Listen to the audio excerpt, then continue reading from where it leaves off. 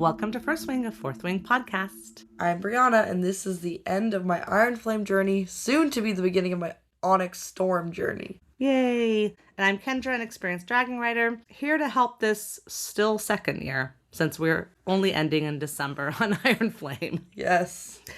Just a quick note, everybody, this book contains explicit content, including swearing, sex, violence, and death, and so will this podcast, and we're just kind of talking about a bunch of things, so I'm sure we'll touch on subjects. Yes, definitely. This is a bonus episode. We are basically going to wrap up Iron Flame by looking at what Brianna's predictions were, what came true, what didn't, we're waiting for, and then she's going to give us whatever Onyx Storm predictions she has. Yes, that's correct. And, I mean, there was a lot in this book. Yeah. Also, just to note, Brianna and I just returned home from a 6-day trip in the Great Smoky Mountains National Park, and her voice is kind of dead from lots of loud yelling, not in a bad way. Yeah, going to Dollywood, going to a waterfall. You have to yell really loudly over a waterfall. Yeah, so that's why she sounds like that. Yeah, so sorry, I know it's not good for a podcast, but we will get through this. Yeah, we insist on delivering an episode every week, no matter how we feel. Exactly. All right, here we go. Great, so the first thing is when Brennan is talking to Violet at the very beginning of the book, he's talking about how he got promoted quickly by everyone above you dying. But I still don't know, are they fighting before, they all join the rebellion in the middle of this book? Are they actively fighting Venom from the beginning? Oh, like, because you were asking, weren't making it all the way over there yet. So what are they dying doing? Because you were asking what they're dying. Yeah, I think we kind of figured that out because we figured that they went to go help. They would go help the paromial villages sometimes. Okay. They had fighters that were out. Yeah, I just thought that doing things. At this point in the book, the Venom were rarely ever coming this close to the Navarre border, except for that thing that happened in Reston, but that was because of the lure. So I was like, why do they keep on dying? What are they dying doing? It's not clear, actually. It's still not clear. And they could have hidden people, they obviously had someone being a spy because he came with messages from his Gaiath, and so there could be people being found as spies and executed for all we know, Yeah, probably. Anyways, I still was like, oh, we still don't really have that answer, but we might not either. We don't know. Yeah.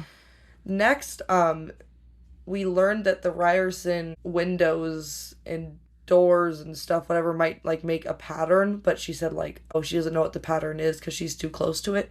We still never found out what that pattern is. I thought it might be a rune, and I still think it might be a rune, but I wonder, is that ever going to become relevant? Oh yeah, this rune, that's a protection rune or whatever. All right, so that just left us that we question. Still don't know. Yeah. Also, based on Brennan talking about how long until the Venom make it all the way to Navarre, he was guessing 6 months, and I was like, oh my gosh, that's going to be in this book. Not only is it in this book, it actually is 6 months, because this book is about half a year, and what happens at the end of the book? The Venom come into Navarre. Oh wow, so his predictions were correct. Brennan got it exact, and I also guessed it. That I agreed with him that it would be 6 months. Yeah. So I thought that was actually kind of an amazing little tidbit of the book, that he is exactly right with how long it's going to take. Well, that's cool. Yeah. We also still don't know about Violet's dad and whether he knew the truth about the Venom before he died. Right. It's a big question. So that's something that I hope comes up in Onyx Storm. Right. I want to know more about that. My guess here was that he figured it out after Brennan, quote unquote, died. That was my guess, but maybe he knew the whole time. Right. We don't know, how much was his wife telling him, or how much did he know just being, he was a scribe, but how high of a scribe was he? We don't even know that. What was his actual title? Good point. Yeah, we don't know that. Lots of questions there. Yeah. I hope we're going to get answers to those. Also, when we learned that the wards falls short of Orisha, which we learned at the beginning of this book, I was thinking, oh my gosh, that means other wielding could be possible in Orisha, which totally happens because then all the Promish people come. Yeah. The Promish students, and then they can wield with their griffins while they're in Orisha. So that was I just love, there's so many little setup things that you don't really realize how big of a setup they are when there's some expo at the beginning of the book, Right, yeah. I also predicted that the dragons would start breeding in Orisha again, and that they were going to do an archives heist. It was all based on the fact that Brennan revealed that they have a ward stone there. And I was like, if there's a ward stone, they're going to have to start, like, living there and, like, breeding there, which still is never confirmed. This whole book, I kept on thinking, like, to activate the wards, you must have, like, hatching grounds near it. And that was never, like, directly said, but it seems like it's definitely true. I feel like I would say that's true, but you're right. It wasn't directly, said. Yeah, I don't know. I feel like you need the dragon's, like, power there near it for it to work. Remember when the first egg decided to hatch? Yeah, and it did that thing. Yeah, like I almost feel like that was like the first switch on for the wardstone. And the distance of how far magical creatures could tell that a dragon had just hatched or whatever was the same distance that the first set of wards could go to. Yeah, so good. It still was never directly said, but it's like definitely true. Yes. So anyways, and I was like, oh my god, they're gonna do an archives heist because, then she was like, well, no one knows how to create new wards, but the knowledge has to exist somewhere. Yeah. And I was like, archives heist. Yeah, so, you were calling for that archives heist for a while. I know, I was so ready for it. I also guessed that Indarna was gonna be a club tail, and she wasn't. So there was a wrong prediction. Just to prove, sometimes I'm wrong.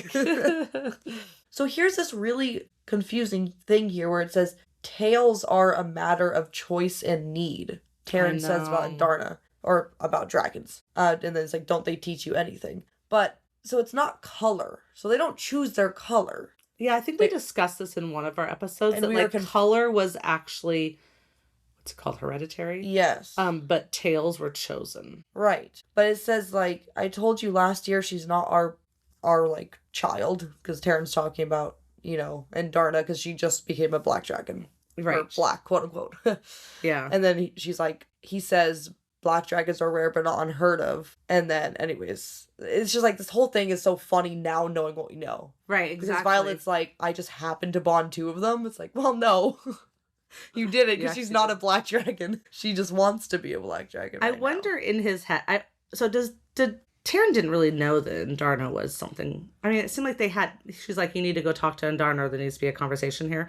Remember when she figured out that Indarna was a special owned breed of dragons? So the question I have, and I don't think I have an answer for, is did Taryn know and act like he just didn't know because that was a big secret? Don't know. But if he didn't know, an answer because Indarna says only the elders knew. Okay, good. If he didn't know, and so he thought, okay, this is a black dragon. That's interesting because there's not that many black dragons around. I wonder if there's just a whole bunch of eggs that like just been sitting there for 600 years. 600 years, and they're just like, oh look, it's a blue dragon. They don't know, they don't like have Sharpie marks like this one's a black dragon. Yeah. So I wonder if it's just surprise. You just like don't know. If the parents have abandoned it, then no one knows. Yeah, well, because parents, I mean, if they're connected to a writer, they could be, we don't know, they could be dead, Yeah, definitely. We also, here he says 2 more black dragons have hatched in the last year, according to Coda. Yeah. So later on, I think I made a note later on where someone spots a black dragon when they go back to Orisha, and then Violet's all worried and is like, oh no, it just must be one of the other, like there must be another one. And then... Yeah, and then doesn't Taryn say something like, well, how you try to hide a dragon when they brought her in, like it was hard to hide her or something. Yeah, like he says, like, well, maybe someone could have seen her when she was brought in, but like no one would have seen her since then because she's been hidden with the elders or something. Yeah. But it's just funny because before that he says 2 more had hatched, so then... I know, it sounded like later that they didn't. But they don't even hatch as black. They would be gold because they're feather tails, so that means they would have hatched and then have recently turned black. That's a good question. So it's just I feel like those 2 scenes don't really add up. Don't match, yeah. So anyways. Well. Okay. That happens sometimes. We still don't know what their original plan was for Indarna. That was something else I made a note of here. Because they're like worried about like, oh, we have to get Indarna to the Vale without her being spotted. And if we miss it, everyone's going to be in danger. And I'm like, what is your plan? And what's your plan when she awakes? Like, I still didn't make any sense. They somehow just glossed right over the plan. And suddenly, just in Orisha, it's fine. Yeah. No one minds. Really did. No one asks. Now they're in Bisgayeth. We end the book with the Iron Flame with them. Did they say something at the end on like... Yeah, they're thinking about like coming back together. Yeah. So we'll just have to see if they do anything about that or not. Like, the one person who's so invested, Varish, is also convenently dead. Yeah, so and now everyone it's else like, might just be like, oh, okay. But then, like, Kaori's still alive, and he definitely cares and knows about her, about, like, Indarna being before a Feathertail and stuff. Yeah. Or whatever. Yeah, I know. You're going to have to just see what happens. So later in the book, Xaden says this line to Violet when they're still fighting, but he's coming to visit, I guess, and says, like, you can only fully trust those who are with us at Resin. And it was just like, it's not just because they're the marked ones or whatever, or because they were there and saw what happened, but now knowing his, like, power, like, this holds more weight. Like, he's not just being paranoid or whatever. He's like, no, like, actually. Like, I know their sure intentions. that they're all trustworthy. Yeah. I don't know about everyone else. Like, and yeah, I do. Or maybe he does know about everyone else, and that's really the only ones she can trust. But then she can fully trust her squad mates. Like, once she tells them, Yeah, I always wondered why he didn't just be like, well, I don't think he could read intentions that aren't there. Right, that's the thing. It's like, if they don't know anything, how does he know how they're going to react when they know? So that's why he wouldn't be able to. Yeah, so, like, he's not wrong that you can only fully trust those who are there. See, everyone else is like, he can't read them. Maybe. Like, they seem like good people, but you never know. Like, I looked at Riddick, and all he seems to be thinking about is screwing other, second years. Yeah. And then also when they're having the same conversation, this is like the time when they're, like, hugging, but, like, she's still mad at him, and they're having, like, half a conversation out loud. Oh, yeah. Half a conversation in their head. But this, like, this was so interesting, because she says, like, we aren't happening. Like, I have every right to walk right back into the gathering hall and pick whoever I want to warm my bed, someone a little more ordinary. And then she thinks, like, it's a bluff. Maybe, or just alcohol, or I just want him to feel uncertain. But then he's like, not, like, he doesn't fall for it at all. He's like, okay, you can, but you won't. And then, but, like, he knows, and it's just, I remember him being like, he say, so confident. I didn't read you after a certain point? See, he said that to her. He said, I didn't read you. But he also says, well, I don't know, you're so loud sometimes. Maybe she is very loud. Like, when she's thinking this. So he just didn't go out of his way to read her. I still, that statement always throws me off, because I'm like, are you just a liar, Xaden? Because there are so many times after that I think it's just the loophole of, like, well, sometimes I couldn't help it. Yeah, okay. He also said he told himself he wouldn't, but he said that he also had bad self-control. So he didn't say I never did after that point. He just said I stopped. Like, I promised myself, or I told myself to stop, but I've always had, like, bad self-control when it comes to you. So I think when he's like, this is really hard for him because they're fighting, and she's really mad at him, and I feel like this would be a time when he needs to know, like, is there any hope left? Because then she says, like, oh, because you're impossible to replace, and he says, because you still love me. And then it notes the certainty in his eyes, like, pricks every inch of her temper. So, but he's, like, certain. He's not guessing. He's not hoping. He's like, no, you do still love me. So he must be, like, checking to make sure, because he feels scared. Yeah, I don't know. It is interesting. I definitely think he's still doing it. Now, she is drunk there, so she could be very loudly like, her intentions. Her shields could be non-existent, you know? That's very true. Yeah. Yeah, I wondered at one point if they were trying to get all the people at Resin, or all of the marked ones or something like that, all in, like, one section, so that they could, like, kill off a whole section at once, or if they were going to try to do something like that. That just didn't happen. No. They were picking off the people at Resin one by one, but that was not just related to different locations. Yeah. I was waiting for them to be like, and now you guys are all going to go on a mission. And it was like a rigged mission or something. Yeah. But that didn't happen. Because when they moved Bodhi over, that's when I was like, are they trying to do something? Right. But I think Bodhi was a good convenience. They needed to have, like the new Xaden. Yeah, they need to have, like, a new Xaden there, yeah. Yeah, that's what I think, too. That's what it was really about. I also wondered if Melgren was trying to suss out what Violet did or didn't know at one point when they were having a battle brief, because he started giving more information than normal, and then Devara was like, we don't normally, like, say this much, and then he's like, oh, I'm just tired. Oh, yeah, I remember that. We never got, like, a confirmed answer, but probably definitely, right? Wait, hold on, Melgren? No, you're talking about the wrong person. Oh, sorry, what's his name? The scribe guy. Markham. I think it was kind of heavily implied that Markham knew. Well, he knew that something was up, and they were very much suspecting Violet, because that's why the whole thing happens when the heist happens, and, whatever, is they really did suspect her. So I think Markham is already in the know here. Yeah, I agree. I think that is what he was doing, but it was never Confirmed. Yeah, we're not going to get a lot of those confirmations. No, but do you know what's crazy is I found the exact spot where I first guessed that Jack Nolan might have... Oh, no. that Nolan was working with the Venom. Oh, yeah. And it's that. Page 82, which is so at the beginning considering the reveal is so much later.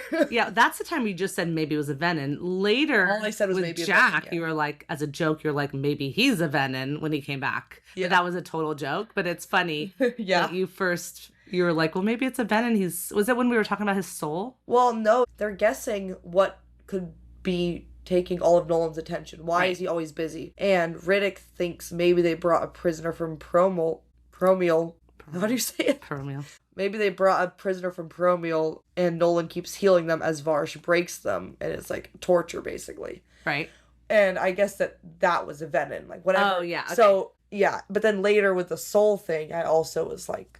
Then I was like, okay, well, I already guessed a Venom, so maybe they're trying to heal the soul of a Venom. So, yeah, I did get there, but I didn't really get there with Jack specifically until later. I also wondered if Xaden might have known what was happening with Nolan, if he knew. I really wanted Violet to ask him, but Xaden definitely didn't know. Yeah, no. And Violet never did ask him. Yeah. So, she never asks him much of anything, even though she should sometimes. Like, hey, Xaden, you want to help teach me about the runes? No. Okay. You and Xaden can agree on something. Oh, just like, no, I'm just like asking for help, you know? Yeah. Like, you want to help teach me? You want to tutor me? There's nothing. But listen, like every one of these great book series we read, like Harry Potter never asked questions, never asked for help. But it's like so funny because the one time he does go to an adult, they don't help him. He's like, Mr. Weasley, I think Draco's a Death Eater, and he's like, Arthur's no, like, no, I don't think so. And it's like the one time. Or he goes to McGonagall and says, someone's gonna break into the Chamber of Secrets. No, you don't. Just go to bed. Yeah. Someone's gonna get Sorcerer's Stone. So maybe he was better off on his own. Yeah. Okay, back to Iron Flame. Also, the second Jasenia approached Violet to help with some translating thing, I was like, oh my gosh, I bet you she knows something because she's like Markham's like training to be his second or whatever. Right. But, I mean, kind of, like, that wasn't really what was happening. She does end up knowing something, but because of Violet, and also because she was kind of looking into it by herself, because of that one guy. She wasn't up to the point yet where he confided anything. My guess is if he was going to, it would be after she graduated. Yes, I didn't think that she would have known everything, but I was, like, wondering, like, was she, like, maybe she knows something. That's what I wrote. Like, maybe she knows something, and maybe she's going to help Violet with her plan to, like, break into the archives. Anyway, so that does happen. Yeah, exactly. We also there's multiple mentions of like her sister writing her a letter that talks about something going on in Samara, but then it's all like blacked out. Right. We never know what we never figured that out. Also, we talk about how Samara is over capacity. They get like more people at that station than normal. Yeah.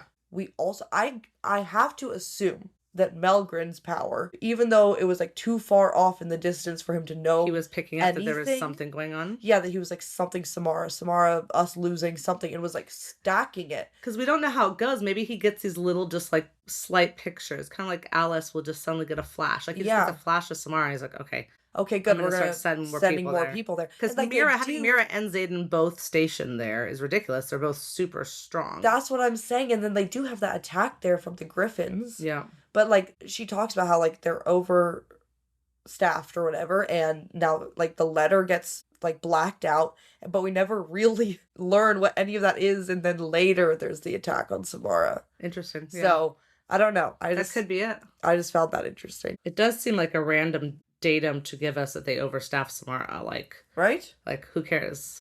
Unless it's just filler. Also, one of my guesses about what Nolan was up to was that he was imbuing something, and that's why he was so tired and off all the time.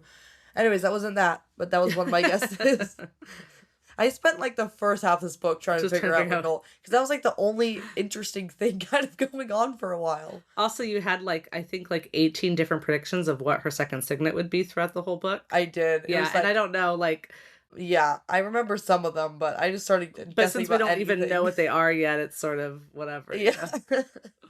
Still don't know the answer. I still think my best guess is that maybe it could like match Endara's power, because that would be so cool. But the time power, that one? no, I mean that would be What power? sick. Oh, Her the new one. camouflaging power. Yeah, because that's just like a signet we haven't seen anyone have. Yeah, as a writer. That's true. So that would be pretty cool. But yeah. Also, again, that's not really how signets work. Yeah. So I also was really hoping that that thing that she was forced to do, where she could like the lightning was coming out of her, like over and over and not over over and over again, but like at the same, the lightning was flowing and not Oh. stopping. That she was gonna like use that in a battle, and it would be really cool. But that didn't happen. Maybe one day, or I think maybe it's too it sounds like it's just like really dangerous for her. Yes, I was just hoping if she had like enough control, she could just, instead of just like one strike, she could do like a 3-second like a lightning whip. Yeah. Oh my goodness. Yeah. Anyways, we'll see, but I doubt it. It doesn't seem like that's coming back. I also kept on thinking Sloane was like one challenge away from asking for help. She never did. Violet had to like order her. Bribe her. Yeah. To get Imogen to train her. I know, yeah. But I was so like, I was just waiting. I was like, yeah, Sloane's being annoying now, but like, just wait, we're gonna like her. Well, we do like her. Yeah, exactly. Yeah. Like, I knew she was gonna come around. I was just like, let's just get past this part where she's being annoying. Yeah. Yeah, you were right on liking Sloane. You were not right on liking Imogen, because you didn't think that was ever gonna happen. I know. Well, because I thought she had a crush on Zayden. I know. It totally led you in that direction. Yes, she tricked me. Yeah. I also guessed that they were purposely trying to keep Violet and Zayden apart, and that was also true. That was pretty obvious, but like, it wasn't an accident that she kept on being busy or that he kept on being blah blah, you know? Yeah. Also, do you know what hasn't happened yet is the Navarre leadership using the potion for something bad, except for like when they tortured Violet. Oh, right. Like not like using the one that cuts your signet, like your power off from you. Yeah, I mean they did use on Violet in the chamber, right? But that was just Varish at that as far as we know. Yeah. Yeah. And Nolan. Such a betrayal. I know. Like when if they're coming back to Navarre, like how is she gonna stand bigger on Nolan? I don't know. How is her mom not? I don't know. Like, well, her mom's insane. Not anything right now. I know, but like I don't know. Yeah. I think that Nolan, I hate to say this again, and since we're not really talking about him, but we are, I think that he really considered that he was having to put Navarre first over his care for Violet. And I think he was wrong, and I don't like him at all anymore, but I don't think he was evil. Yeah. Although I don't know how he could keep trying to heal a venom and then let him loose into the school, no matter who's ordering it. Like, don't you think that, I don't know, something? You're at least an idiot. Anything. I don't know. Yeah, that drives me crazy. I can't believe that happened. I also guess that Nolan was making a dragon, like a basically what the wyverns are. Yeah. Now that I know what the wyverns are, but like basically trying to like create one that they could control more than a dragon could. I was trying to guess what Iron Flame was, and that was one of my guesses. Yeah, no, I mean, that's actually a good guess. You could have totally been doing that. Yeah, like an iron dragon, basically, or something. I don't know. That was kind of silly. I also, like, that attack that wasn't recorded that Jacinia found was definitely a Venom attack. That was... Yeah, that was right. That was definitely true. We never do find out about that air wielder thing. I gave you my suggestion, but it's not. It doesn't explain. It's the only thing I can think of is just because keeping him suspended so that he can't touch anything. Yeah. And then the other option that I gave was that it was doing magical CPR, which, could technically be true. I feel like that Jack immediately sucking power into his body from the ground healed him. He didn't need CPR. Well, if they were doing like experiments on him, and then he was like almost dying. I don't know. That's true. That's true. If their hearts work the same. Yeah, that's true. Later in another battle brief, when Navarre is being super weird for the first time, she's being weird. And by the way, by being weird, I mean it says that she was looking down. Right. That's the whole being weird. And I was like, oh, I think she's feeling some type of way, like about all the venom stuff. Right. Or about what's going on. It was the battle brief that was talking about beware of strangers seeking shelter. Right, which we know is like the Paromial people trying to get the heck out of Paromial and get some safety. And she probably She is not a fan Not of happy the that- fact yeah. that we're turning them away / killing them. Yeah, you picked up on her like right away, I think, Yeah. on the fact that she actually is a good person. That was a good one. I'm glad I got that. And I'm glad she was, because she was very helpful. Very much. Also, the moment that Xaden goes and wants to go meet Jacinia with Violet after he finds Right? out. And now it's like, oh my gosh, of course he wanted to go because he needed to like read her intentions Yes. and find out if they were safe or if they were all screwed. You bet he did, man. Yeah, No and that's why he question. was like, I'm coming with you. Yeah. Like, I am coming with you 100%. Yeah. Because I was like, why? Like, I was thinking, like, it's way more suspicious for you to be there than for you not to be there. But it makes sense now. Do you think that when they went on the heist and they saw that one cadet and he didn't like actually knock Kill him him. out, or Imogen didn't wipe, if he like read his intentions? I think he was like, waiting to the see guy's how like- suspicious he was. Yeah. And the guy's suspicion wasn't very high, and so Yeah. he let him go. Because he said his shadows were like getting close. bright. Yeah. He was like, I'm just waiting. And then I guess it just didn't happen. Yeah, probably. Yeah. That is probably true. Oh, it's so crazy. So crazy all this time. I know. There's so many hints of it in the books when you reread them. Yeah, it's insane. Here's the line from Nolan, the official line. So he says he's waiting for someone, which the someone was Caroline Ashton. Which also we never figured out why they needed. Was Caroline they, going like, and together at some point, Jack and Caroline, That's and then what I'm maybe they were wondering. hoping like they could inspire him to try harder not to be Venom from his love of Caroline. yeah, that's the only thing that makes any sense. And it 'Cause she's also barely the one makes that went to sense. go get him, so she knew before anybody else, and somehow managed to keep it quiet because otherwise, I feel like rumors would have went around. Which means her dragon was also okay with keeping it quiet, which Well, seems insane. Yeah.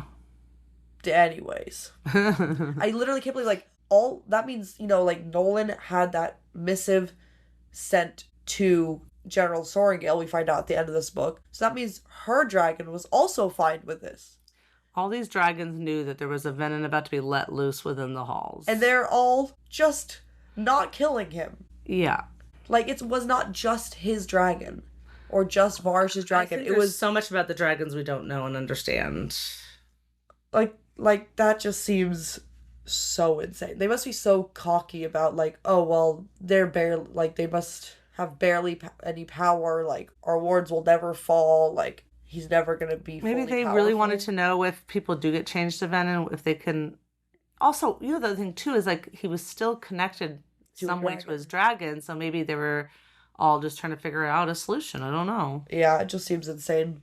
Why can't the solution just be killing him? Seems fine. It's the weirdest thing in the world to just be randomly. I mean, someone must have found him and figured out he was a venom. Yeah, because so basically, it's not that they found him almost dead and were like, we have to save Jack. Yeah. It was that they found him not dead when he being should crushed. have been dead, and they were like, uh-oh. And then He must then be a Varsh venom. was like, I have this great That's a idea. great idea. Let's experiment with a venom as a student. I mean, whatever. Yeah. Sure.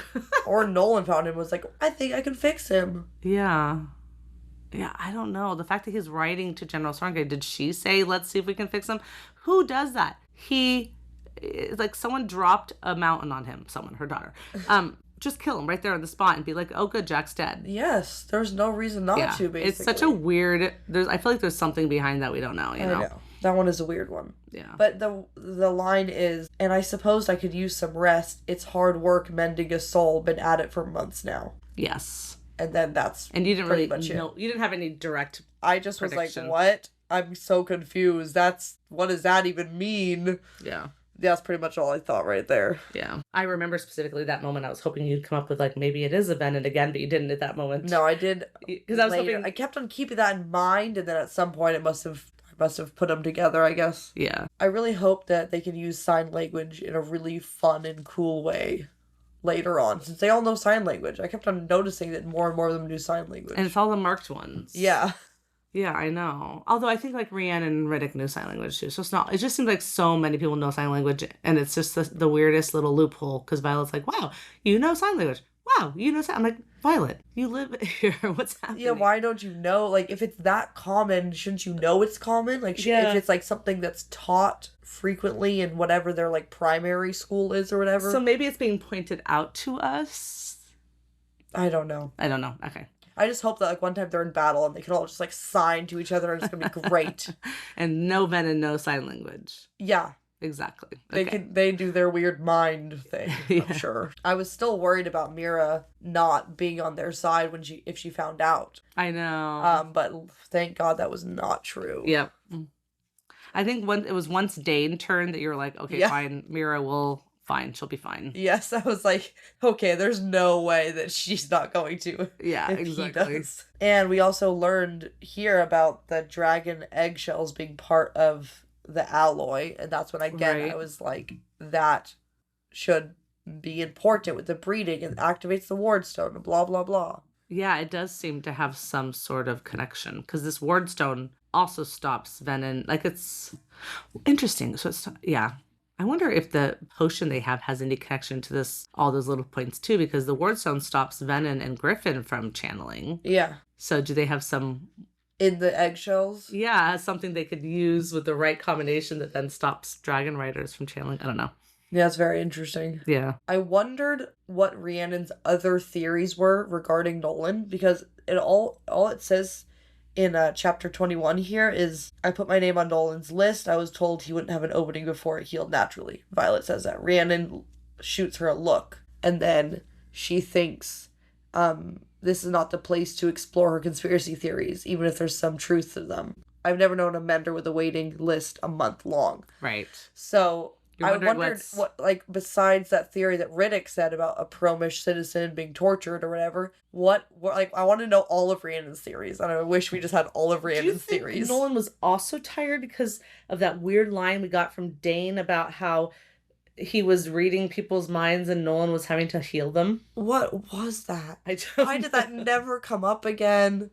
Dane doesn't... What was happening? What was Varsh doing with him, like, training-wise? That's so confusing. Oh, someone suggested, and I apologize if I don't remember this exactly, that maybe it was people Nolan was healing that Dane was using his signet on because they were there. Like, villagers were somehow coming to Nolan for healing. Sure. And Dane was using that opportunity to read their because they don't have, and Nolan was running at it like there's only so many. Okay, that he's already read all their minds. More sense. That would be the only thing that makes sense. I just think the line was said funny. Yeah, that would make sense because for him to practice on people with no shields is good to practice because because it's like there's nothing to break through. That's great to start with. That must be it because I can't believe that Dane is like torturing villagers with his mind reading abilities. I was like, that doesn't make sense. It doesn't even fit his character like at all. No, yeah, I think that might have been it. Yeah, I kept on thinking that a venom attack was going to happen at Samara, and it just kept on being the Griffin Riders. Yeah, and like Griffin coming flyers. For like raiding their supplies. And but stuff. You were right. But eventually, well, no. Eventually, it never happened. Yeah. In the end, it never happened. Yeah. I mean, there was like a skirmish, apparently. A skirmish, that they lost. Still confusing. I know, that was confusing. Here it is. Page 231 was when I said, okay, so soul healing of Venom. And that is because that's when Nolan is talking with Varish as Nolan's trying to help them escape the torture room. Or like the fake real torture room. Yeah. And oh my gosh. And he's like something like, that's all I could do for him or whatever. Yes. Now maybe your special talents will help or something. Yeah, I'm gonna read part of it. Okay. Nolan says, I've been thinking about my other patient. And Varsh says, what about him? And then Nolan says, he spent the night in the infirmary again. Which means he's not spending every night in the infirmary, I guess. Just putting that out there. Sorengil will have to sleep off the mending for another hour or so. Why don't you walk back with me and see if your particular skills could be of use? I might be overlooking something. And then Varsh says, you think the sessions are failing? They are failing. Obviously. And then Nolan answers, I think I've done all I can for him. And that was the line that made me think, oh my gosh, he's soul healing a Venom. Wow. It was that line. I think I've done all I can for him. I'm not going to sit here all day wasting time while she's sleeping. And then Varsh is like, okay, fine, we'll go. What an interesting term for the use there of sessions. So what kind of sessions are they doing? Are they doing healing sessions? Healing, is it called healing that sessions? Or is he like the mental health expert? And they're trying to get him to be a good boy and agree not to suck from the ground anymore. Yeah. I don't know, but Nolan's thinking like, oh, I think I've done all I can for him. Or being like, and saying like, I've been thinking about my other patient. He's in the infirmary again. Yeah. So, it seems like here that he's, kind of, I don't know, I've tried all I can, but then, what is it, a month later, he just comes back? So what progress was, quote-unquote, made? I guess whatever Varish helped him with. Well, if Varish is supposed to be able to find your weaknesses, maybe they're determining that if Varish finds the right weakness to apply pressure to get him to be willing to just be a normal student, which, again, what was the purpose for that? Maybe eventually Jack just was like, oh, whatever, okay, I'm just gonna pretend. And is Caroline the proper pressure point? Because that's the only one we hear. That happened before, not at this point, yeah. So maybe there's something else. Maybe, or yeah, I mean, I just think Jack was manipulative at that point, Yeah. It was just like, fine, I'm gonna go along with this. I don't know. It'd be a very interesting. Or maybe he did that story. Give up for a bit, and then he was getting messages from his Venom people, and was like, "Oh, cool, we have a plan."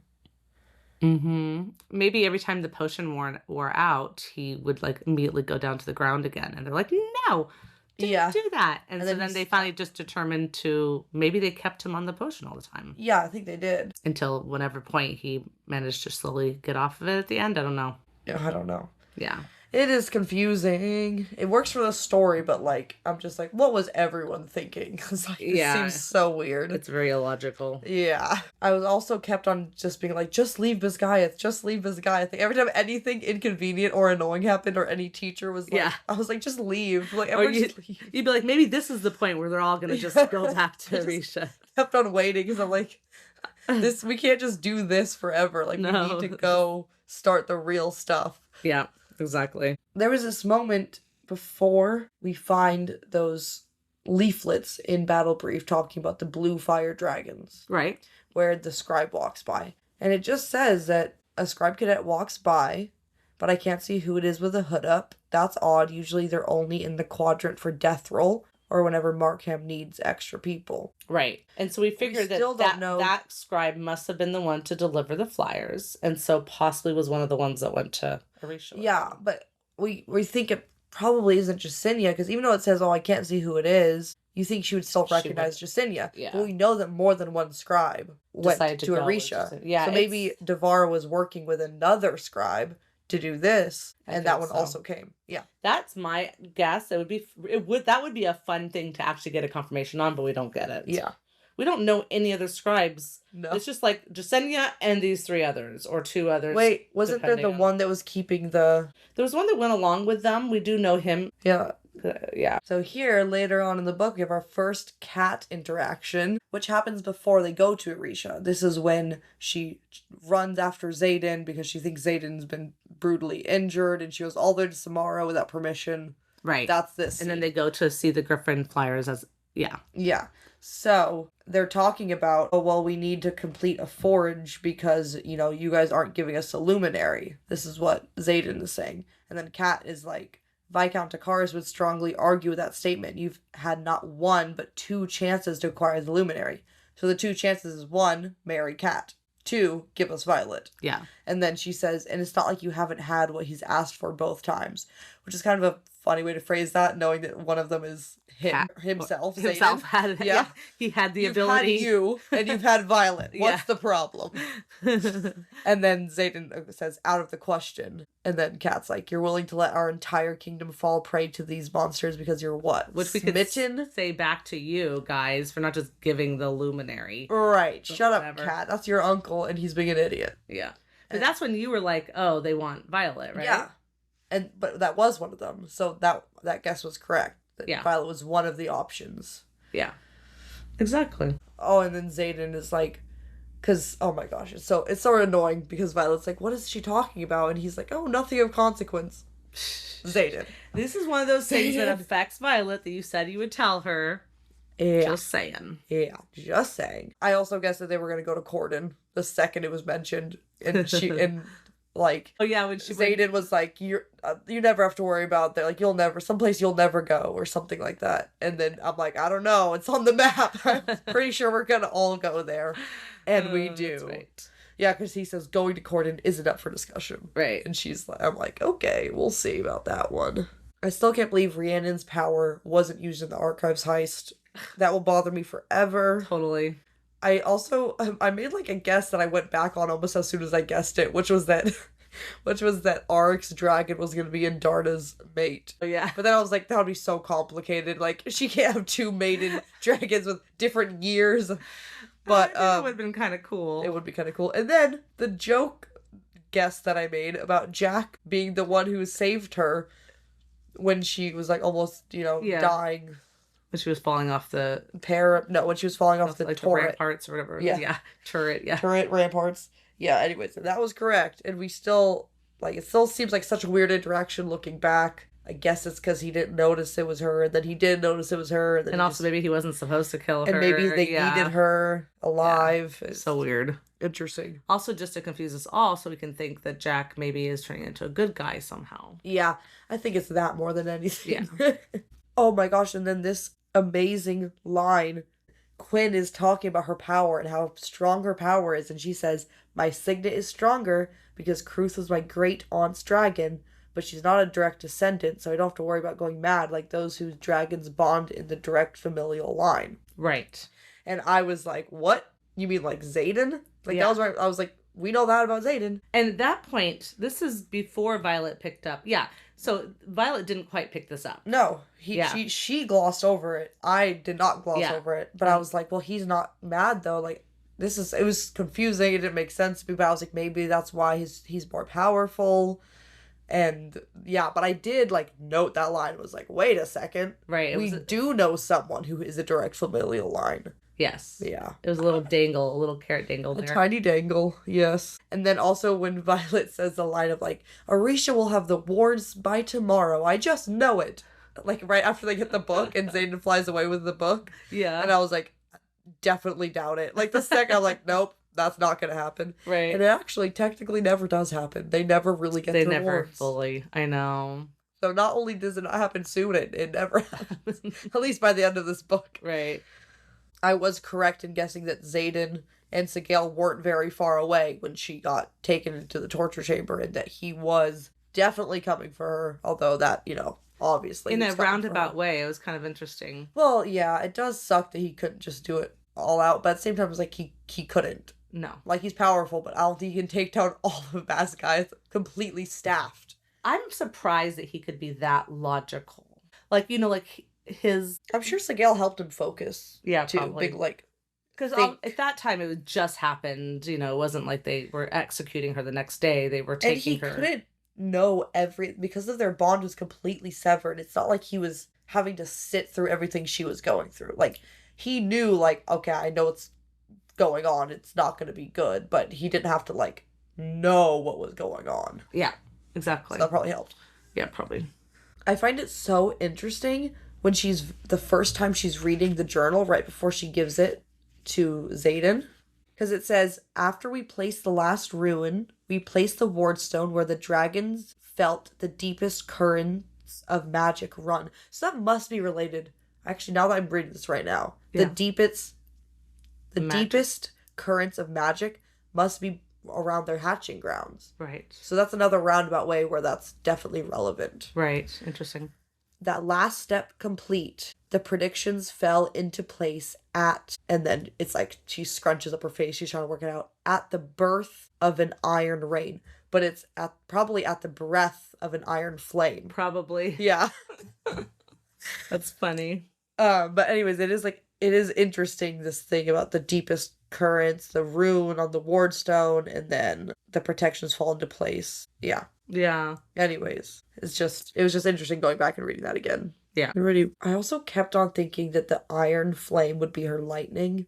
Yeah, I remember. And that was not it. But I was really hoping that her power was going to be really important to it. Yeah. It was not. It wasn't. It was never.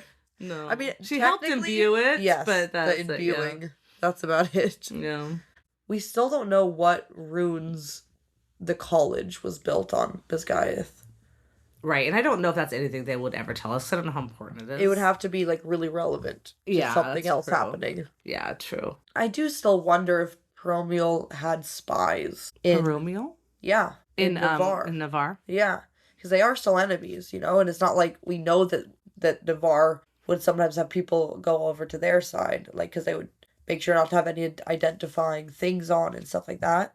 Right. Yeah, that's a good question. Anyways, I don't know, but it made me wonder when they were like, oh, we just need to see you wield, Violet, that's all. And then it's like, well, we need you to aim. And it's like, that's the one thing she can't do. But then it was like aiming to hit a venom, so I don't know. I don't know why. I just have to say that reminds me of I'm going to say this in such a way that only if you've read ACOTAR you'll understand, but it reminds me of the second task that Feyre is given and wondering if Amarantha like somehow knew something about her. Yeah. It's like, how'd you find my one weakness? Yeah. I really thought Kat would try to like worm her way into the friend group to like make Violet an outcast. Because that'd be such a mean girl thing to do. But she's just awful. Convinced. She's just awful the whole time. Yeah. I also predicted that Marin or Luella were about to die right before Luella died, basically. Yep, you did. Also, I was like having a bad feeling about Sawyer's parents, but that never really became relevant in this book, and then I kind of doubt it will in next book because now they're probably going to all be back together. I feel like they were just giving us this sort of idea that his parents weren't, like they weren't someone who could be like talked into making the right decisions. Yeah. Like, the fact that he wouldn't even tell them that he didn't make it is not a good sign in itself for parenting, I think. That they're just like not very good parents. Yeah. I just wonder if they'll ever come up. Like, are we going to meet them? Is it going to be something that happens? Yeah. I also totally predicted that Dane was going to help her translate the journal. Yeah. Just based on like when she was having a conversation with Xaden about the fact that he can speak that language. Right. When Violet was learning about runes being real for the first time, I thought she would be like ahead of everyone else because she was doing the rope thing, and then Kat still beat her. And it didn't sound like she was really even in the head at all. Like she might have just been average, Yeah, I know. I was like, what was the point? The whole thing with Kat, wanting the throne of Tyrrendor, marrying Xaden or whatever, and her like that not making any sense because he's literally not a king. It is interesting that later that they do get offered, like Xaden gets offered where he could separate Arisha or Tyrrendor or whatever. Yeah, independent country, which would make him a king. Which then would make him the king. So I was like, well, Kat she kind of did like have a good idea. I mean, she's a terrible person, but she wasn't that far off, I guess. She's a tiny bit less terrible now by the end of the book than she was in the beginning, but what a terrible reason to try to fight over a guy. Yes. Basically liking him for his status and nothing else. I know, but it's like she is in the royal line, and that is pretty much what they're like taught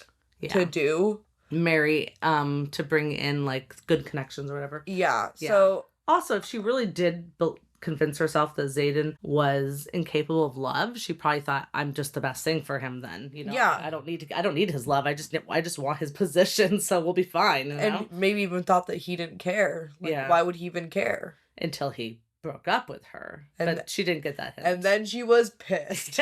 It's like, so he can care. Yeah, but just not for me. And then she probably went to denial that like, well, that can't be true. I'm the best. Yeah. Anyways, there's this blurb about how no writer alive truly believes they've reached their limitations of their power. And like how the mastery of your signet occurs never, basically, because you'll just keep on getting stronger.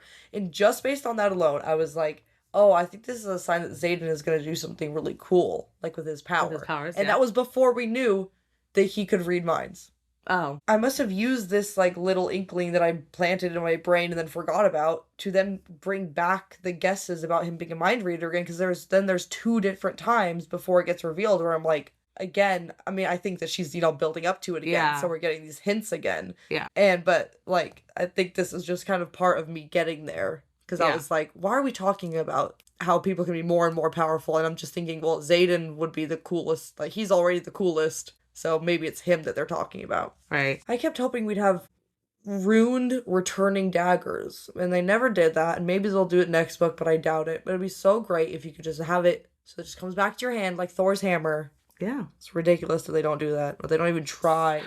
Someone needs to figure this out. Yeah, come on, guys. This was a great thing that I predicted here. This is the first time that I was like, and Darna, I'm pretty sure. In regards to her coloring? Yeah, exactly. Yeah. And Darna says, I want to go with you. This is before they get attacked by Jack's dragon. No, Solas's dragon. Like when they're going to do that You mean Varish's dragon, Solus, yeah. That's what I meant.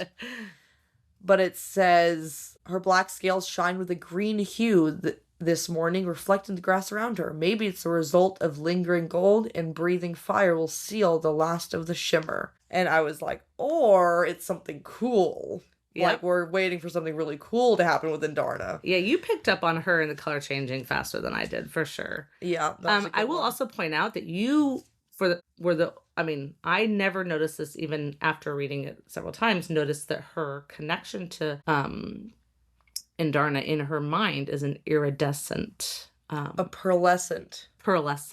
Yeah, which is like a changing color type thing. Which and you pointed that out, and I was like, oh my goodness, because she does have that changing. Yeah, because it says she has a pearlescent hue, which like means when light hits it at different angles, it kind of changes color. So and then Terrence was black. She has a pearlescent. In her brain is a pearlescent like connection, which means that is like proof that it's not all in her head. You know what I mean? Like the whole archives thing, and she grounds herself, and she can feel the powers. Why did it change from gold to pearlescent? Right. She didn't change it. No, because she didn't no clue. So there was some sort of that when she first sees Indarna being a black dragon, she says that her scales have the pearlescent hue. So, but that'd be so weird for Violet to be like, cool, that's the color. I think that magic has something to do with it. Yeah, I think so too. I think you can like choose the setting, but your dragon's power comes at its own color in your mind. That's so weird. I love it. Yeah, that was a great one. Also, here's the one where I said again, Xaden is a mind reader, but then I wrote LMAO because I was like kind of half joking. And this was when it was second signets only happen with a dragon bonds a rider in the direct familial line as its previous. So this is a conversation between Sloane and Vizia and Violet, and when she figures it out. And then I was like, well, if he has a second signet, it's probably that thing I'd been guessing since book 1. Right, exactly. But I didn't really believe it until page 509, when he says, there it is, you finally ready to ask me about the deal I made with your mother? When she doesn't really say anything, and then he just says that, and then I'm like, okay, not to beat any dead horses, but is he a mind reader? Right, exactly. Why is he thinking that? Yeah, and that was literally basically where it's revealed. Yeah. Like the next chapter. Yeah, that's true. I really want his mom to show up in Onyx Storm. That's my like first Onyx Storm prediction. Ooh, I love it.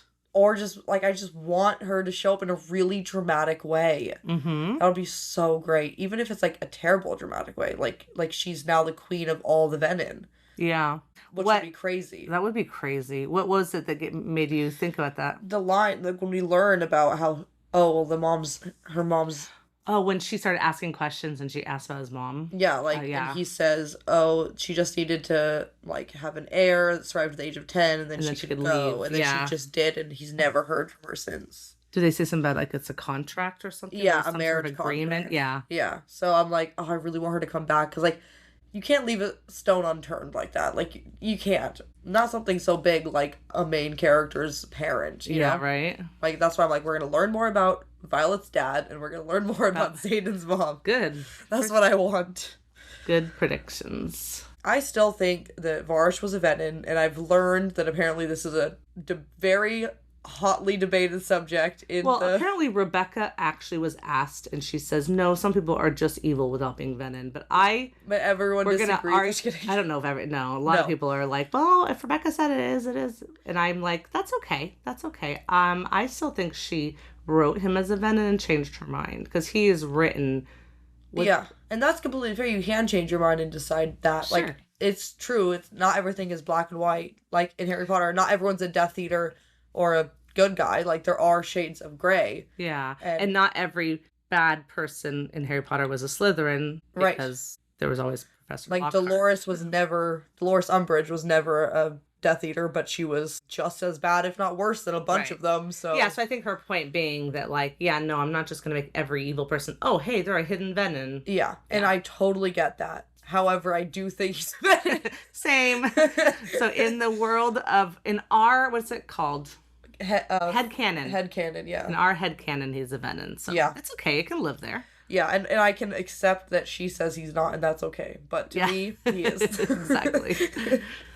especially the whole thing where he can like also kind of control his dragons sometimes. Like there's just too many hints. They talk. I know when I was re-listening to us, and you mentioned the first, like when he was like saying to not to Nolan, to Kaori, like, well, something about like I don't. He made some sort of statement about like I don't think, that whatever, that they're hard to control or something like that. And Carrie's like, that is an interesting thing to say. He was like thinking that was weird. And I was thinking that was weird. Yeah, because when it's like, well, she can't just force her dragon to come. She doesn't control her dragon. Yeah, and he's like, well, she should be able to. Yeah. And it's like, what are you talking about? Yeah, exactly. Yes, so weird. I also want us to learn more about the different types of wyvern and the different fire-breathing colors that they have. Like we find out there's a red fire at some point. It's like cherry red. It's like very specific. Like, what does that mean? What does that do? Is it hotter?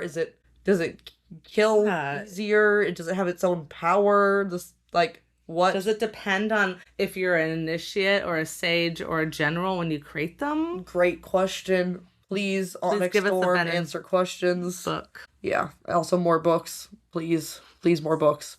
Some people are a little bit irritated. This book coming out is not fourth book because they're like, why did she work on something else instead of working on the fourth book? And I'm just like, people do this all the time. First of all, never get upset about more.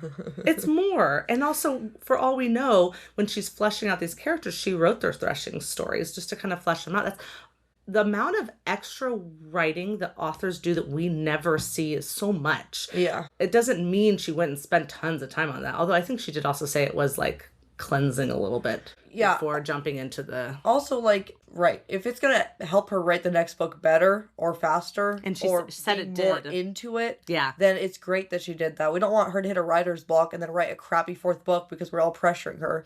You pretty much just said exactly what she commented to someone on her post. Good job. You must be a writer. It's like I like to write too. I finally, before it happened, guessed that Darna would be the dragon who could breathe on the wardstone. The extra one. But I was thinking it was because she was a black dragon at first. Oh, okay. I was like, well, we don't need Coda, we have Andarna. Right. And then I guessed that she was going to be able to breathe fire right before she breathed fire. Yep. Which was a pretty good one. Like, just the smell of sulfur on her breath. And I was like, oh my gosh, she has to breathe fire. Yep. Otherwise she can't activate the wardstone. That's great. That was a great one. I also was like, oh, maybe Sloane can help imbue the stone. Not thinking that would cause Lilith's death. But I did guess that Sloane would help imbue the wardstone. And she sure did. Wow. How is that going to impact her mental health? I was literally going to ask, how's that going to impact her and Violet's relationship going into the third book? It's like, you got my brother killed and you actively murdered my mother in front of me. So are we even now? Probably. Oh, Lordy. I really want to know what's going to happen with Sawyer. We're getting into Onyx Storm predictions because at the end of this book is just we're at the end questions. Yeah. So Sawyer lost his leg. Is he going to get a prosthetic leg? Is he still going to be able to train as a writer right along with them? Or is he going to have to be posted as some sort of stationary post where he's not really a fighter? Yeah, because they can't put him into a different quadrant because he's still a writer. Yeah. Yeah. I just hope whatever happens, he gets to spend more time with Jacinia. That's my hope. He can become Jacinia's bodyguard. Yeah, just her. Also, this very interesting way of phrasing, like, maybe, oh, I can't wait to see him wield you, Venin says to Violet. Mm-hmm. And it's like, that's a weird way. Like, you know what I mean? Like, that makes it sound like when you become a Venin, that the bigger Venins wield the younger Venins. Like, they are in control of them. What would you predict wielding means? That you're in control of them. Just that. Yeah, and that, I mean, I still think they must be able to communicate. Right. Some way in their heads or something. Because, like, kind of, like, they must have, I don't know, some sort of hive mind type situation. But they also still must retain some of their original personality. Maybe. Yeah. I assume. But yeah, and that whole line about the Watcher, which I guess I accidentally skipped over, but her first dream she has. Right, and we were thinking it was something else, but then, like, we went back and forth, like, and then we were wondering if it was maybe someone in Basgiath that was watching her. Yeah, because that kind of made the most sense. Yeah, because it was like someone saw her over time and knew, that this girl's never going to turn. Yeah, exactly, and being like, she's going to get too powerful, we should kill her now, and then yeah. Like, so, anyways. Indicating there might be more venom. Yes, in Basgiath. Right. Yeah. So many things. Yeah. I hope we find some more of them. That would be a cool also thing to happen in Onyx Storm, maybe. Seriously. I mean, because Xaden, oh my god, if he enters, like, the hive mind, they could be like, they're a venin, they're a venin, they're You mean venin. like he can find the venin easy? Yeah. Right. That's a good prediction. Yeah. There's so many what ifs with Xaden being a venin. I'm gonna love to hear all those predictions. Yeah, and I also can't believe that, I mean, like, I was kind of getting to the point of thinking, like, Xaden might pretend to join the venin, or he's already joined the venin. You know, I was kind of... Yeah, you were picking that up before. Thinking something like that, but then there was also a moment where I was like, oh my gosh, this is perfect foreshadowing to him being... To him being venin? No, yes. And it was the moment when Violet, thinks about how easy it would be to wield from the ground in order to imbue the stone, in order to save everyone. And I was like, I think that's foreshadowing to Xaden doing it for that same reason. Interesting. Of being like, it would be so easy to just do this in order to save people. Yeah. And that was right. Also, kind of cool. we still don't understand how it was that he was like, that guy's waiting for me. And she's like, how do you know that? And he says, better you don't ask.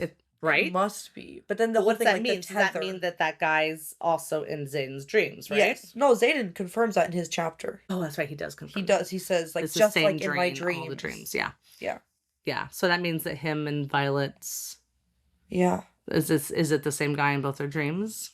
Yes, because that's the same guy. Right. So it interesting. is. It's the same guy in both their dreams. That he has some sort of, like, mental connection with them. I wonder if the guy seeing them somehow managed to have mentally connect with them when he saw them in Reston. I know. I mean, he is a general. We know the least Nothing about them. Yeah. And that if that's a power that anyone would have, it would be a general. That would Like, I have wonder that. if it's because he met them, he was able to do whatever he can do to talk to them in their dreams. Yeah. And assuming that the Venin have some sort of mind thing, that would also make sense. Hive mind like Stranger Things. And talk about, yeah, right? That's what I'm thinking too. Yeah. And talk about him, like, wielding people. Yeah, interesting. So insane. So interesting. Okay. And then this last line of the book, which is, welcome to our fucked up family, guess we're brothers now, feeds right into that. Yeah. Yeah, so I hope that Xaden in Onyx Storm is able to use this knowledge for good. I hope that he doesn't wield more, although it seems like it's hard not to. I hope that Sigale forgives him so much. What is Onyx Storm about? Onyx is black. Yeah. Storm. So do they make a bunch of black wyverns that come zooming in? That's my title prediction. I could not guess Iron Flame for the life of me, so I can't imagine. I don't know how anyone would ever have guessed Iron Flame. Like, Fourth Wing is the most obvious one, although even then it was like, did the dragon have 4 wings? Because she has 2. Well, because she has 2 dragons. Yeah, so it's 4 wings. That was one of mine. No, Iron Flame, I don't know how anybody would ever have come around with that, so that's fine. I mean, Onyx, like, is referred to many times in this thing. Which has to do with Xaden. Yeah. Like, him and his power, so he could just use his shadow powers super intensely. Sure, why not? Her mom's dead. That's right. Her mom is dead. So the storm can't be coming from her. No. Yeah, I don't know, but I hope, whatever it is, Onyx Storm is a very badass name. So yes, whatever it is, I'm sure it's badass. I know a lot of people are trying to guess what the 4th book name is going to be, and they're like going off of the Iron Flame, Onyx Storm, and coming up with like trying to figure out another Iron Onyx, like something else, but I don't know. Yeah, but then Fourth Wing doesn't fit that pattern. Yeah, I don't know. Not that it has to be a pattern, but I don't know if she'll continue to follow that pattern at that point. Let's guess. It's gonna be Ruby, Ruby something. I think Ruby. Red's a great color. You know what my guess was oh gosh, hold on. It was Opal something. Opal Sky. I don't remember what it was. It was really good, and I loved it. Honestly, it should just be Opal Light, and it should be based off of Taylor Swift's song. She which literally talks about Violet, even though it doesn't really, but it does. That's a great. She should. That's talks about lightning, and yeah, that'd be such a funny thing to do. That would be so. I would do that if I were her, just fully.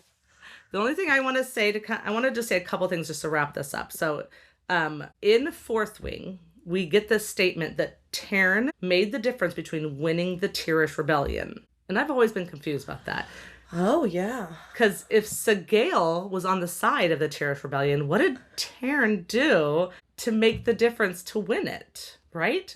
I don't have no answers. We don't have to discuss it.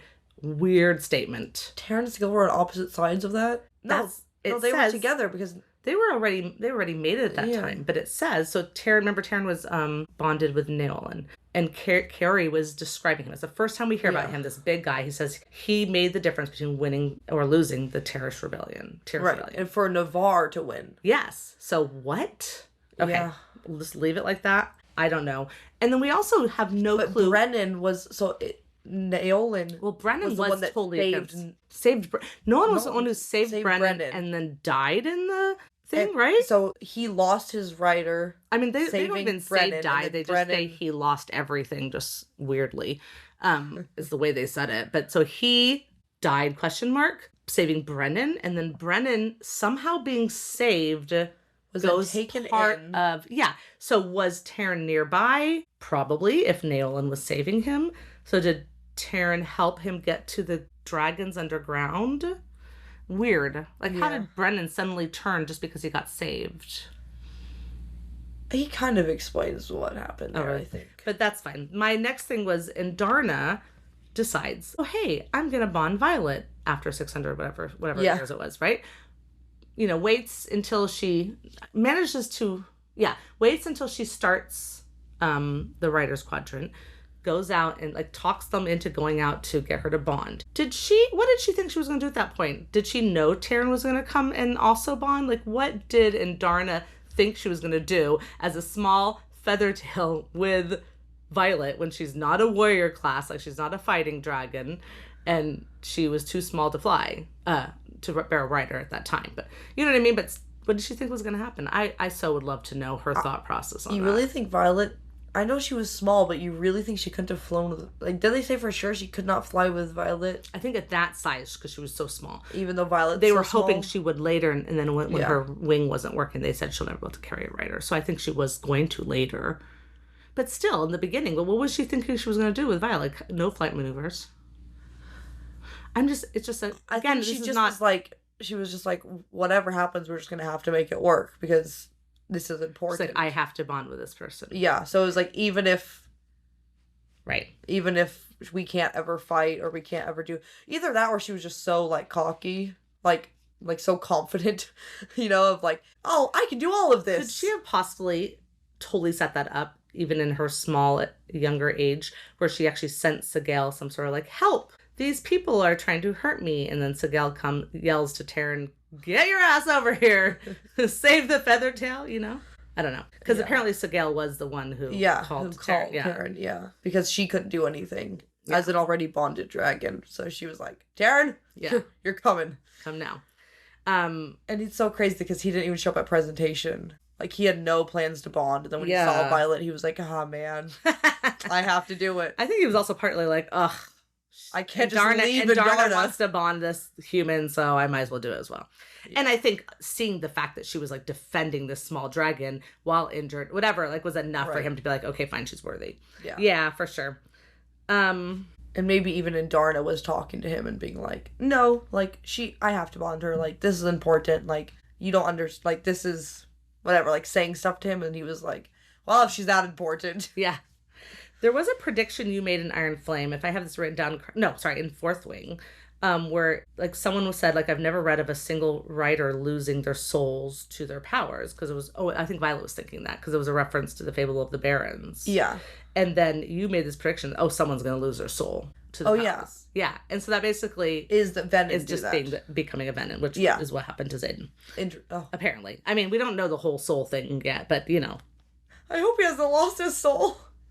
Just from one wheel. I mean, we don't know anything about that at this moment in time. Okay. Yeah.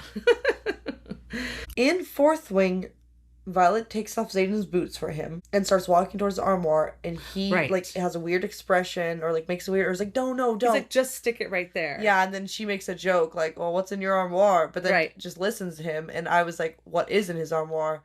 And then we discovered it must be those daggers. Yes, we figured out later it was daggers. Because then she keeps on using this metaphor about stuff the on the armoire. And there really was things hidden in the armoire. There was 100% stuff hidden in the armoire. So funny.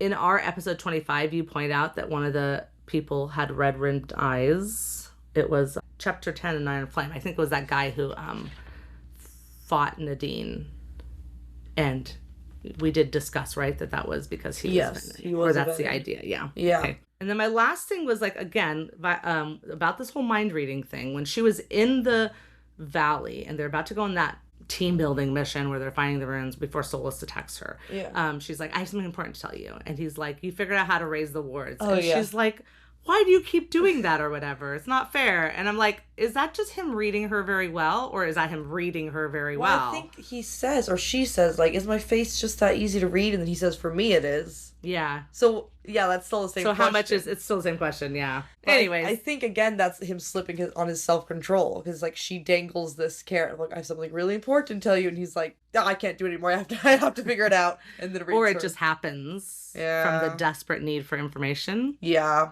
Basically, like, he can't quite control it when he feels that need. Yeah, for sure. Okay, good. So those are all of our notes and thoughts about things that like later came up and stuff, and any Onyx Storm predictions, which you didn't have a whole lot. No, but there's like so little information. Like, they're all gonna come back together, I think. They're not gonna be in Orisha anymore because of the wards. Hopefully they'll help rescue more Promish citizens. I hope that's a part of it. Yeah. Hopefully Melgren is less of an asshole. Yep. Doubt it. Yep. There is a big what if. Like, we know he's a Venom, but what does that mean? Yeah. Where does that go? And are they going to continue school? Are they going to continue school? Are they still in second year? Yeah. We don't know if we can change our, like, do we change our intro to say third year? But we're not in third year. We're still in second year. It's confusing. Yep. So I guess we'll just have to see. The good news is that we're going to read chapters 1 and 2 after this. Yeah. And then see if that's short. I think there's usually enough info dump in the beginning of books that it'll probably be fine. Yeah. Yeah. Okay, great. We have Instagram. We have Threads. You can find us at First Wing Pod. You can tell us if an episode suddenly doesn't show up on Audible, a platform that we didn't know we had a podcast on. Yeah, that was Sorry, if you're listening on Audible and you don't have access to episode 45, we don't know how to fix that because we didn't put it on Audible. We don't know how it's there. So wild. I was so excited to find out we were on Audible, but I had no clue how to fix the 45. So the poor fan who reached out to me, she had to go somewhere else. Yeah, I'm sorry. Maybe if someone knows how to fix it, let us know. Reach out on Instagram, First Ring Pod. Tell us anything you want. Tell us anything. You can rate and review our podcast on Apple Podcasts and Spotify and Audible. You can also rate and review. That's right. You can actually leave a review on Audible. You do have to listen to one full podcast. Actually, I don't think a full one. I listened to like 18 minutes and then I left a review. Or a you left a rating. Did you guys just hear her just admit that she rated her own podcast? Don't tell anybody. Hey, but we think it's a 5-star. So yeah, if you really wanted to write us a review, but you're listening on something that doesn't allow you to write reviews, you can go to Audible, listen to and it's free. 18 minutes of our podcast. You don't have to pay for it on Audible either. It's still a free podcast. Yes. It's a free podcast on Audible. How cool is that? Yeah. But yeah, give us a review. We do have some more to read from that time when we let them stack up because we couldn't find them. And we would love to hear from you guys. Yes. We have a review to read today. It's from a user named Carol Michaela. And it says, I have been listening to you guys since I started Iron Flame. I finished Onyx Storm a few weeks ago and have finally caught up to where I am hearing the episodes as they come out. And let me be so honest, y'all are the only podcast I ever want to listen to. I love y'all's dynamic and the way y'all talk about the books. Briana's guessing is so spot on, and hearing her talk about it for the first time makes me remember how I felt reading it for the first time. I can't wait to see how Briana reacts to the end of Iron Flame and all of Onyx Storm. I also hope y'all are just as excited as I am for the show and book 4 to come out. We are as excited. Also, what are your all's thoughts about what the mystery book Rebecca Yarros is releasing soon will be? Sorry, we're reading this so late. We do know what it is. Yes. It says, I love you guys. Keep it up. Yay. That's nice. What a great episode to read this on, though, because this is our last Iron Flame one. I know, and we're going to start Onyx Storm, so you get to be excited with us. And there are some people who are going to be reading Onyx Storm with Briana, apparently. I know, 2 people in the Discord. I'm just wondering, are they really gonna, or have they given up? I mean, you know what I mean? Because it takes a while to get through this. Yeah. Anyways. So that reminds me that we do have a Discord, which you can find in the description of the episode. Not only can you tell me if you're going to read Onyx Storm along with me, like 2 people did, but you can also listen to a clip that I only released to the Discord people last week of me live reading the end of Iron Flame. So the last 2 chapters, I just recorded myself reading it. You get to hear all the squeals and the oh my god, and all that fun stuff. It's like a 2-minute clip It's free. You just have to go onto our Discord and find it. So yeah. Thank you so much. Okay, guys. So next episode, we will be covering chapters 1 and 2 of Onyx Storm. so exciting. So exciting. Join us next time, writers. Bye. Bye.